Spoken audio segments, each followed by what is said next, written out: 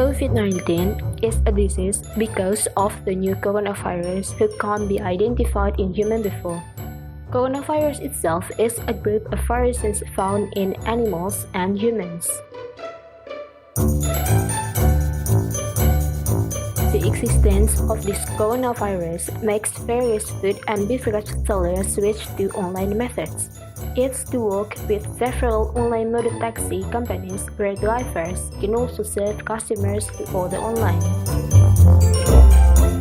These are several ways to prevent coronavirus from your delivery. First, pay with e-money or pay later. If you have to pay with cash, put it in a convenience place, then tell the driver. Second, give the driver an instruction to put delivery in the appointed place. Make sure the place is clean, convenient, and far from animal sewage. Third, always use your mask even if only for walking to the front yard. Fourth, wipe the plastic bag with wet tissue.